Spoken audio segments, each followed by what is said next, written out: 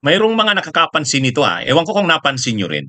Hmm, nag-post ang minorya ng Senado ng kanilang group picture, 'yan, yang nakikita niyo, nag-post sila niyan. Oh, siyempre siyam sila sa minorya. Pero sa picture na 'yan, pipito lang 'yan, pipito lang 'yan.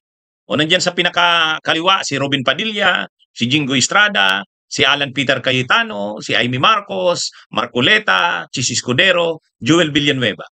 Dalawa ang wala diyan. Dalawa ang wala diyan. Si Bato at si Bongo. Si si Bato, expected na natin diyan, wala diyan si Bato. Kasi nagtatago na nga si Bato eh. Nagtatago na nga si Bato. Pero si Bongo, hindi.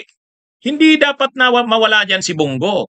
Napaka-importante yan kasi yan yung meeting ng minorya ng Senado bago yung budget yung pagtalakay sa Senado ng budget sa plenaryo.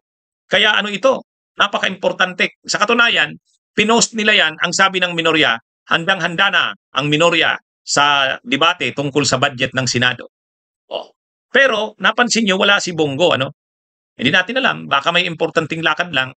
Pero malalaman natin yan sa mga susunod. Kaya lang medyo may ano na diyan, medyo may nag-post na diyan. Sabi ng iba, ano? Sabi ng iba, wala si Bongo. Hindi na makita, wala sa picture. Hmm? Sumama na ba kay Bato sa pagtatago? Mayroon kasing latest na development eh. Alam naman natin na nung isang araw, diniscuss ko na rin ito, naglabas ang ICC ng listahan ng mga co-perpetrators di umano ni Duterte, ni Digong. Ibig sabihin, ito yung mga posibleng ma-issuehan ng warrants of arrest. Itong 8 co-perpetrators. Hindi pinangalan, hindi natin malaman kung sino yung 8 kasi redacted. Ibig sabihin, may cover yung mga pangalan. Pero may pangalan yon. May pangalan yon. Kaya lang, hindi naman ni-reveal pa sa publiko. Ang sabi ko nang diniscuss ko yan, ang sigurado ko na dyan, si Bato. Kasi alangan namang mawala si Bato. Mawala na ang iba, si Bato sigurado na.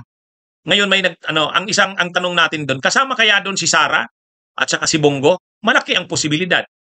Kasi si Sara Duterte, ang pinag-uusapan kasi ditong kaso ay mula 2011 to 2019. So ang 2011 yan yung mga nangyari sa Davao. Pero si Bongo, ang problema kasi kay Bongo, nandun na si Ruy Nagarma sa The Hague, sa the Netherlands. Nandun na sa ICC. Nakasecure na si Ruy Nagarma. Dinala na doon ng mga ICC personnel. Kaya itong si Ruy Nagarma, ang tinuturo niyan si Bongo. Ay ngayon, kung lumabas yung 8 pangalan doon, redacted nga lang o may cover, kinuberan ang mga pangalan para hindi muna lumabas sa publiko. Ay mukhang sa tingin ko iniisip ni Bongo kasama siya doon. Kasama siya doon. Kaya mukhang ang tanong ngayon, nagtatago na rin ba si Bongo? Nagtatago na rin ba siya? O baka nag-usap lang sila ni Bato ng kanilang plano? Pero ang sigurado diyan, isang bagay ang sigurado diyan. Hindi na pwedeng i-discount ni Bongo na wala yan, hindi siya diyan kasama. Kasi nga mayroon ng listahan ng 8 eh. Mayroon ng listahan ng 8 na pangalan. Hindi lang pa nire-reveal kasi redacted. Kaya lang, kailangan rin magpasigurado ni Bongo dyan. Paano kung kasama nga siya doon?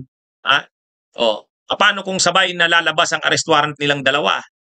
Kaya mukhang alertado rin si Bongo. Alertado rin si Bongo dyan. At malamang nag-uusap sila ni Bato kung anong gagawin nila. Nung una kasi, hindi naman nababanggit si Bongo, so medyo relax. Yung sinabi yan ni Ombudsman Boying Rimulya na lumabas na ang arrest warrant ni Bato. Pero nito kasing latest, nung isang araw lang ito, ang lumabas, 8 co-perpetrators. 8 co-perpetrators ang linabas na ng ICC. Nilista na ng ICC. Kaya lang, redacted. Pero may 8 ng co-perpetrators na pinangalanan. Pinangalanan mismo talaga ng ICC yung 8 co-perpetrators. Na-discuss ko na ito nung nakaraang araw, kung naalala natin. Yan Yan yung 8 co-perpetrators. Yan. Diniscuss ko ito nung isang araw. Ayan mga kabunyog. 8 co-perpetrators. Ayan. 8 co-perpetrators ni Duterte sa drug war, nakalista sa pre-confirmation brief ng ICC. Oh. Ngayon, kung 8 yan na co-perpetrators, posible ka, ano dyan, naiisip siguro ni Bongo, malamang kasama rin ako dyan, delikado. Delikado, kasama ako dyan. O ngayon, kung kasama siya dyan, kailangan niya magpasiguro. Ito yun, mga kabunyog. Ito yung pangalan ng 8. O, ayan. O, ayan, kita nyo? Letter A, B, C, D, E, F, G, H. O, yan. Yan yung 8. O, yan yung 8 co-perpetrators. So, lumabas yan nung isang araw lang. Anong pitsa ba yun? Ayan, December 1. O, 8 co-perpetrators ni Duterte sa drug war nakalista sa pre-confirmation brief ng ICC. December 1, 2025. So, after nga yan, wala na, hindi na nakita si Bongo. Pero hindi natin alam, baka hindi naman nagtatago. Pero ano yan, hindi rin ano yan, hindi rin malayong posibleng mag-isip na rin ng pasiguro si Bongo. Kasi baka mabigla sila. Ay di ba yun nga yung nangyari kay Duterte? Masyado silang nagkumpiyansa, nagkampante. Ay pagdating nila Duterte galing sa Hong Kong, pagbaba sa airport, ready na yung mag-aaresto sa kanya. Si Bato nagpasiguro na. Kaya hindi pa nga lumalabas yung arrest warrant, kwento-kwento pa lang ni Ombudsman Boying Rimulya, nagtago na.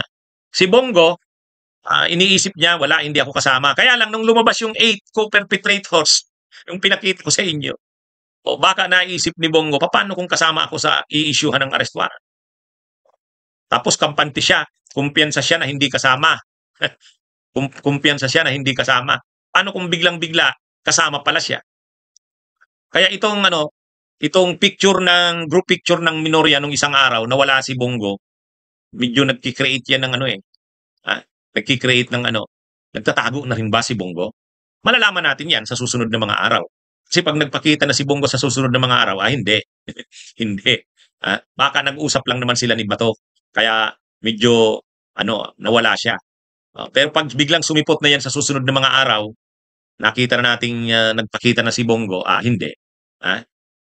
Pero kung hindi na rin yan magpakita, medyo delikado. Mukhang sumama na nga kay Bongo. Abangan natin, mga kabunyog, mga kababayan. Abangan natin ang susunod na mga kabanata. Napaka itong to itong mga balitang ito kasi talagang nabubulabog ang kampo ni Duterte dito sa balitang ito ng tungkol sa ICC.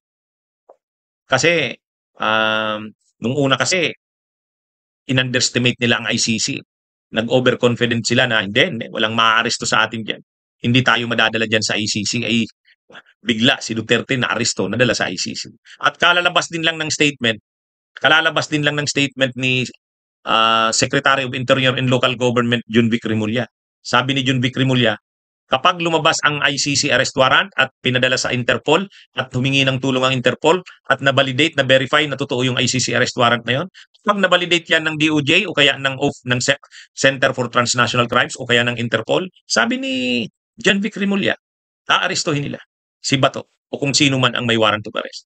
Anyway, nagtatago nga ba si Bongo? Malalaman natin yan sa susunod na mga araw.